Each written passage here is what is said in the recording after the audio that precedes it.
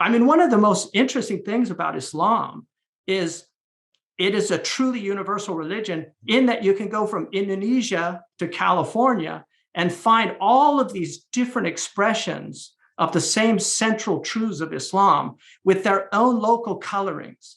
So the West African Muslims are not like the Middle Eastern Muslims. The Middle Eastern Muslims are not like the Indian Muslims. And you have people like, one of the great Impressionist painters of Sweden. I think he's actually considered a national treasure in Sweden, but his paintings hang in the museum there. He became Muslim in jail for actually he shot a matador because he was raised by his father was a veterinarian, and he shot a matador because he was so horrified that they were bringing bullfighting into France. And there was such an uproar that they actually released him. But when he was in jail, he befriended an Algerian who used to recite Quran all the time. And he ended up becoming Muslim and then studying in Egypt and then going back to his native land. He died in Spain, but extraordinary individual. So you have people like that. You have people that anybody can find what they're looking for. And that is the power of the faith, I think, is that it is truly a universal faith. And I think one of the things that Western people tend to do, one, they don't recognize that it's a Western faith because it is. It's part of the Abrahamic faith. It was in Spain for centuries. It's been in Eastern Europe for centuries. And even Istanbul, which is the great capital of Islam for centuries, is half in Europe and half in the East. And that's why it really bridges these two worlds. And so there's so much. I mean, this is part of the reason why I think it makes sense for religious people, Christians, Jews, and Islamic alike, to focus on their commonalities in the face of the things that are disintegrating our cultures. We could start by trying to make some peace between us if we're going to consort ourselves reasonably as religious individuals. Right. And I commend you for trying to do some bridge building because, arguably, there's been so much negativity around this faith and around its adherents that there's an almost instantaneous association with the most negative aspects of humanity with the religion. And it's quite tragic. And so just as an exercise, a kind of bracketing for a second and try to think about things, of a mentor of mine and a friend of mine, Dr. Thomas Cleary, wrote a book called Zen Koans. He also translated the Quran. He's one of the brilliant translators of our lifetime. But he wrote a book called Zen Koans. And in the introduction of that book, he actually says that the purpose of a koan is to snap people out of sloppy thinking. I read that book. Yeah. But he says in there, but you don't need a koan to do that. Just ask an educated Western person what they think about Islam, and they'll start expressing all of these prejudices. And if you ask them, have you ever read the Quran? No. Do you know anything about the Prophet Muhammad? No. Other than maybe something they read in a newspaper article or in Time or Newsweek or the Atlantic Monthly, something like that. Yeah, well, it's not an easy thing to try to get a toehold in a different tradition, especially it's when not you that don't even hard. have a toehold in your own. Yeah, it's not that hard, especially for an educated person. You're obviously a highly educated person. It's not that hard. Islam, one of the things Gibbon said is that Islam spread because it was a very easy religion to understand. So this idea that I can't understand it, I'm having a hard time. It's not that hard to understand. I mean, Islam is actually very straightforward. Okay, then give me a 5-minute summary of the core beliefs. I don't want to put you on the spot. It's not a question. No, that's not hard at all. So lay it out. That would be very helpful. So we have a famous hadith in which we're told that the angel Gabriel came in the form of a man and asked the prophet, tell me about faith. And the Prophet Muhammad said, faith is to believe that there's only one God, and that Muhammad, which includes all the previous messengers, is a messenger of God. to believe in angels, to believe in the books that God has revealed, to believe in the last day, the day of judgment, and to believe in the measuring out of good and evil, that good and evil is part of life.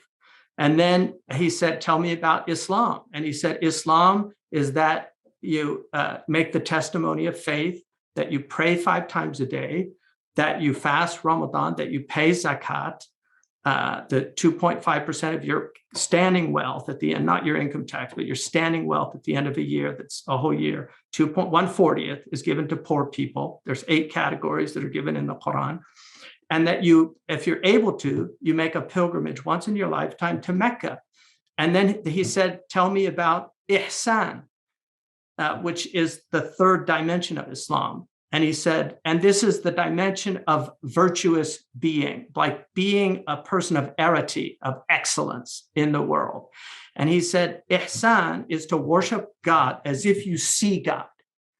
And if you don't see him, at least you know that he sees you. So you have an awareness of that there is a divine presence, and you should be in a state of awareness in your behavior. I mean, one of the things about, if you're driving and everybody's speeding and then somebody sees a cop, they all suddenly slow down. I have a friend once who just zoomed past the cop when everybody slowed down, and he pulled him over.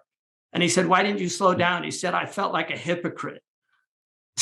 So the guy, he let him go. But, that's people when they're in the presence of authority, they tend to behave well, unless they're an utter rebel. I mean, there are those people. When you go to the restroom, you always close the door behind you, right? You don't want a random passerby looking in on you. So why would you let people look in on you when you go online? Your online privacy is important. That's why I use ExpressVPN, and you should too. Using the internet without a VPN is like going to the restroom without closing the door. How is that? Well, your internet service provider knows every single website you visit. They can sell this information to ad companies and tech giants who then use your data to target you. ExpressVPN creates a secure, encrypted tunnel between your device and the internet, so your online activity can't be seen by anyone. It works on phones, laptops, even routers, so everyone who shares your Wi-Fi is protected. And all you have to do is just fire up the ExpressVPN app and click one button. It's as easy as closing the bathroom door.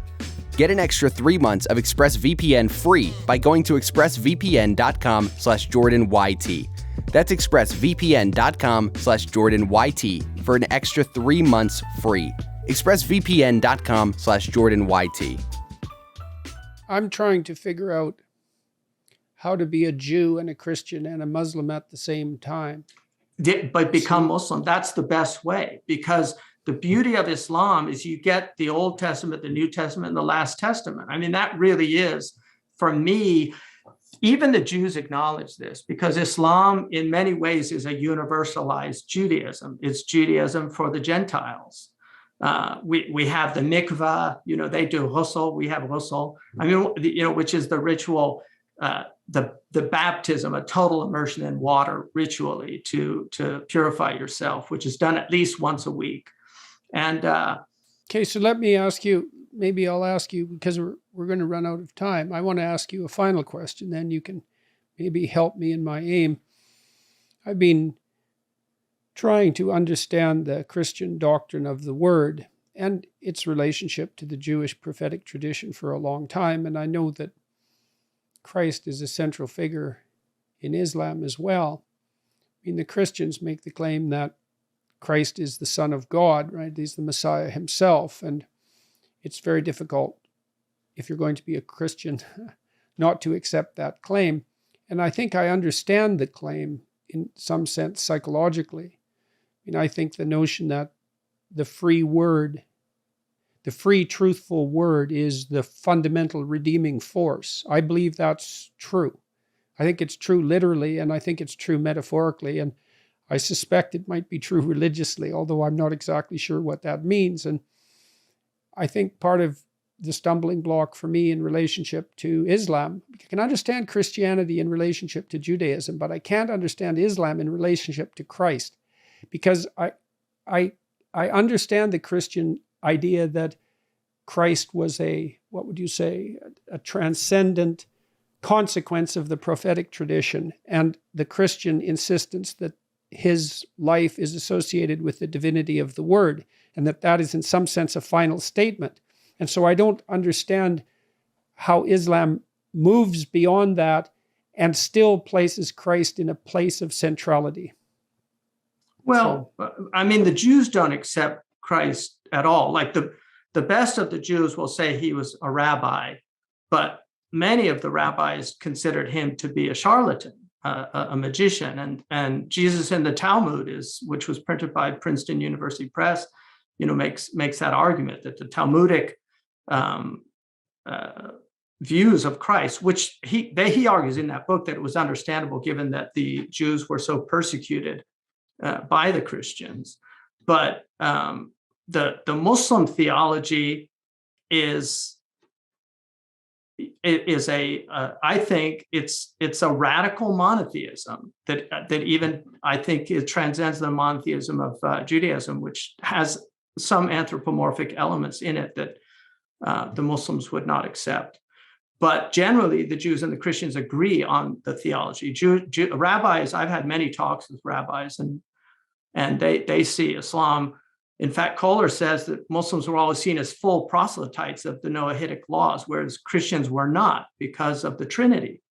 So the Trinity is, the principle of the triad is, in Plato in the Timaeus talks about that. So the principle of the triad is a very powerful principle, and there are many, many trinities in the world that we see. So it is understandable. I don't understand exactly why that constitutes such a stumbling block. I mean, and again, I'm trying to speak at least to some degree psychologically. Well, if you read, well, sorry, it seems to me that the idea of the Holy Ghost is allied with the idea of conscience. That voice that speaks from within, and then the idea of the Son element of the Trinity. That's the fact that divinity can reveal itself within a personality. Well, I think, and then the idea of God himself, the God the Father, that seems to me to be the idea that's most tightly associated with the Jewish idea of the absolute and the Islamic idea of Allah.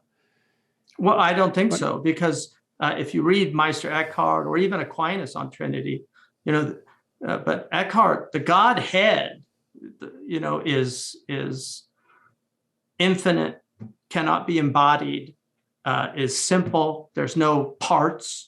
So I think if you get into deep Catholic theology, you'll find that in the end, it is a type of unity.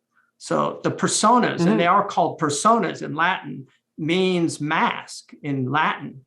Right. It's a mask, right? And so for Muslims, Christ is a central figure, and Muslims do believe in a second coming of Christ, born of the virgin birth, but Christ is not divine. Christ is human. And you'll find that in the dual nature, not in the monophysite or the diaphysite traditions of Christianity that you find like in Coptic Christianity and some of the monophysites that believed in that Christ was purely divine, but in this idea that Christ is of a dual nature. So the Logos inheres, and that's a mystery. But Catholics never call, like evangelicals, they don't call on Christ as, when they pray, they call on God, the Father, through an intercession of Christ, which is, I think, very different from worshiping Christ as the Godhead.